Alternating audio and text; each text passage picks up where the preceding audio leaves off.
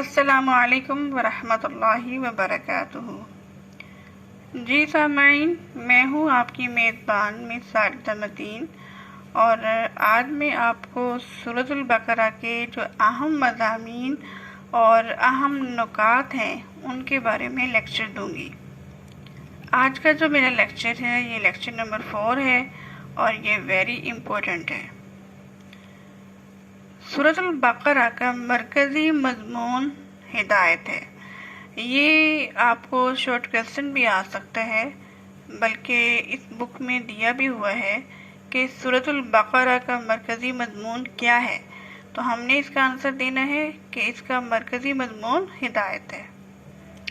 سورۃ البقرہ کے بالکل شروع میں ان لوگوں کی صفات بیان کی گئی ہیں جو قرآن مجید سے ہدایت حاصل کرنے کی صلاحیت رکھتے ہیں۔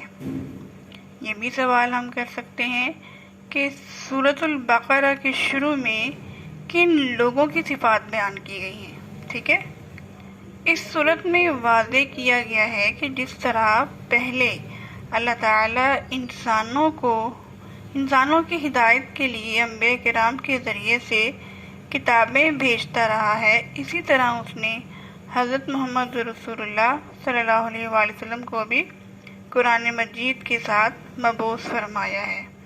یہ واضح کیا گیا ہے کہ آپ خاتم النبیین صلی اللہ علیہ وآلہ وسلم پر ایمان لائے بغیر ایمان کا دعویٰ قبول نہیں، لہذا انسانوں کو حکم دیا گیا ہے کہ قرآن مجید اور صاحب قرآن یعنی جن پر قرآن پاک نازل ہوا حضور علیہ السلام پر ایمان لے آؤ اور ان کی کامل اطاعت کرو، کیونکہ نبی علیہ السلام کی اطاعت کے بغیر ایمان کا دعویٰ ہرگز قبول نہیں کیا گیا۔ سورۃ البقرہ کے مضامین کو ان نکات کی صورت میں بھی مختصراً بیان کیا جا سکتا ہے، یعنی کہ اگر آپ کو یہ سوال آ جائے کہ سورۃ البقرہ کے چند اہم نکات بیان کریں تو آپ یہاں سے ان کا آغاز کر سکتے ہیں۔ نمبر 1، سورۃ البقرہ کا آغاز اسلام کے بنیادی قواعد یعنی توحید، رسالت اور آخرت کے بیان سے ہوا ہے۔ اسی ضمن میں انسانوں کی 3 قسمیں یعنی مومن، کافر اور منافق بیان کی گئی ہیں۔ تو یہ بھی سوال بن سکتا ہے کہ سورۃ البقرہ میں انسانوں کی کتنی قسمیں بیان کی گئی ہیں؟ 3 ہیں، مومن، کافر اور منافق۔ مومن کون ہوتا ہے؟ مومن اور مسلمان میں بہت فرق ہے۔ مسلمان وہ انسان کہلاتا ہے جو اللہ تعالیٰ کو مانتا ہے، یعنی اللہ تعالیٰ پر ایمان لاتا ہے، اس کو ہم کہتے ہیں مسلمان۔ اور مومن وہ ہوتا ہے جو اللہ تعالیٰ کی مانتا ہے، اس کے احکامات کو مانتا ہے، وہ ہوتا ہے مومن۔ یعنی اس کے اعمال، اس کے کردار کو دیکھ کر یہ معلوم ہو جاتا ہے کہ یہ انسان صحیح معنوں میں اللہ تعالیٰ پر ایمان لایا ہے۔ کافر کہتے ہیں انکار کرنے والا، یعنی وہ سرے سے اللہ تعالیٰ کو مانتے ہی نہیں ہے، اللہ پر ایمان ہی نہیں لاتا، اسے کہتے ہیں کافر۔ اور 3rd پہ ہے منافق۔ منافق کہتے ہیں ایسے شخص کو کہ جو ظاہری طور پر تو یہ دعویٰ کرتا ہے کہ وہ مسلمان ہے، لیکن حقیقت میں وہ مسلمان نہیں ہوتا بلکہ کافر ہی ہوتا ہے۔ تو یہ منافق، یہ جو اعتقادی منافق ہے اس کی بات کی جا رہی ہے، اور اس کا تعلق جو ہے نبی علیہ السلام کے دور سے تھا، اب نہیں ہے۔ اب جو ہے یعنی عملی منافق جو ہے وہ یہ ہوتا ہے کہ میرے ساتھ میرا، آپ کے ساتھ آپ کا، یعنی اس کا 2 رخ ہوتے ہیں، اور سنسیئر جو ہے وہ کسی کے ساتھ بھی نہیں ہوتا، اب اسے کہتے ہیں عملی منافق، ٹھیک ہے؟ بہرحال یہ انسان کی 3 قسمیں بیان کی گئی ہیں۔ اس کے بعد حضرت آدم علیہ السلام کی پیدائش کا واقعہ بھی بیان کیا گیا ہے تاکہ انسان کو اپنی پیدائش کا مقصد معلوم ہو۔ آدم علیہ السلام کی پیدائش کا مقصد یہی تھا کہ انسان کو بنانا، اس کو علم سے نوازنا اور اس کو فرشتوں سے بلند درجہ یعنی فرشتوں سے برتری دینا، اور اشرف المخلوقات بنانا، یہ اس کی تخلیق کا مقصد تھا۔ آیات کے ایک طویل سلسلے میں بنیادی طور پر خطاب یہودیوں سے ہے جو بڑی تعداد میں مدینہ منورہ کے آس پاس آباد تھے۔ اس قوم پر اللہ تعالیٰ نے جو نعمتیں نازل فرمائی تھی اور جس طرح انہوں نے ناشکری اور نافرمانی سے کام لیا تھا، اس کا تفصیلی بیان ہے۔ سامعین، یہ جو بنی اسرائیل ہے، یہ قوم موسیٰ علیہ السلام کی قوم کہلاتی ہے، اور یہ قوم اللہ تعالیٰ کی حالانکہ بہت ہی لاڈلی قوم تھی، اور اس پر اللہ تعالیٰ نے بہت زیادہ انعامات اکرامات نازل فرمائے تھے، جیسے من اور سلوہ، آسمان سے پکا پکایا کھانا آ جاتا تھا، اور اس کے علاوہ بھنا ہوا تیتر بٹیر جو بھی تھا وہ، اور لیکن پھر بھی ان لوگوں نے کیا کیا؟ ناشکری کی، اور ان کے لیے دھوپ میں بادلوں کا سایہ بن کر آ جاتا، پھر بھی انہوں نے اللہ تعالیٰ کی ناشکری کی، تو اس ناشکری کی وجہ سے ان پر کیا آیا؟ سخت عذاب آیا۔ اس کے علاوہ پہلے پارے کے قریباً آخر میں حضرت ابراہیم علیہ السلام کا تذکرہ کیا گیا ہے، کیونکہ انہیں نہ صرف یہودی بلکہ عیسائی اور عرب کے بت پرست بھی اپنا پیشوا مانتے تھے۔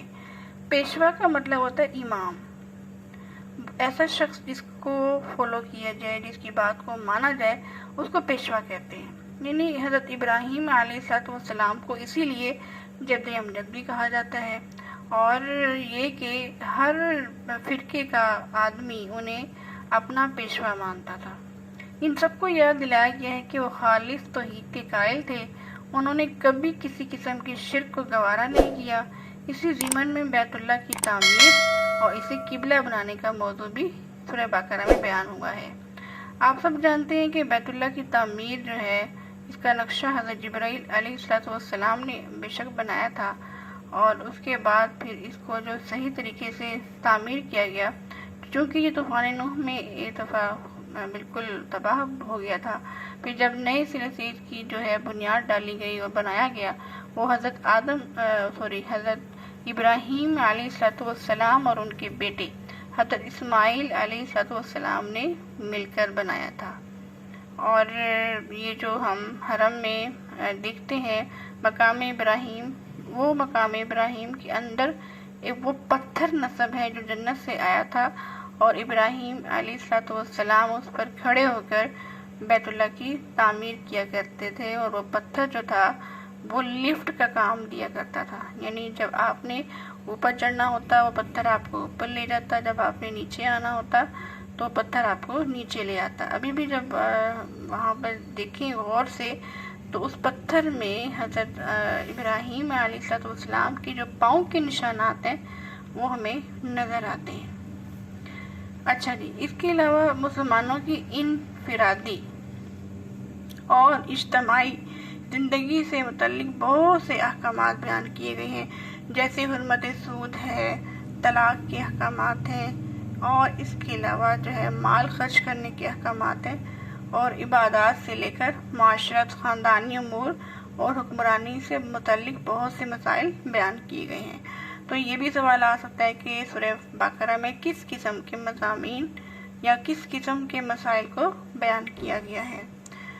سورۃ البقرہ میں جن برائیوں کی سخت مذمت بیان کی گئی ہے، ان میں سے ایک سود ہے۔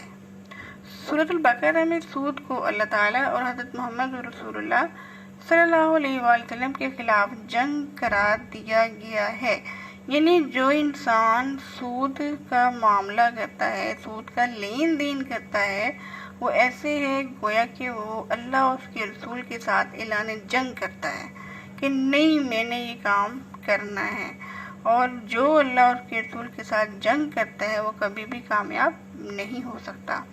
تو سامعین، سود ایک ایسی معاشرتی بیماری ہے، ایسی معاشرتی برائی ہے جس کی وجہ سے معاشرہ غربت، سستی، فضول خرچی اور تنگ دلی کا شکار ہو جاتا ہے۔ سود کی وجہ سے امیر اور غریب کے درمیان فرق بڑھتا ہی جاتا ہے، کیونکہ ظاہری بات ہے امیر جو ہے وہ امیر تر ہوتا جاتا ہے، جو غریب ہے وہ غریب تر ہوتا جاتا ہے۔ اس طرح ان دونوں میں ڈفرینس بہت زیادہ بڑھ جاتا ہے۔ سود ادا کرنے والے مجبور لوگ کئی بار خودکشی جیسا بڑا گناہ کر بیٹھتے ہیں، سوسائڈ کرنے پر آ جاتے ہیں بیچارے جب وہ سود کی رقم ادا نہیں کر پاتے، تو یہ سود کے نقصانات ہیں۔ تو یہ بھی سوال آپ نوٹ کر لیں کہ سود کے چند نقصانات بیان کریں، تو یہ سود کے نقصانات یہاں سے جو ہے، سود ایک معاشرتی برائی ہے سے لے کر بڑا گناہ کر بیٹھتے ہیں۔ تو یہ تو تھا ہمارا آج کا سبق، جو آپ کو میں نے جو ہے ڈسکس کیا ہے سورۃ البقرہ کے اہم مضامین اور اہم نکات کی روشنی میں۔ امید کرتی ہوں کہ آپ کو آج کا سبق جو ہے وہ سمجھ میں آ گیا ہوگا۔ وما علینا الا البلاغ المبین۔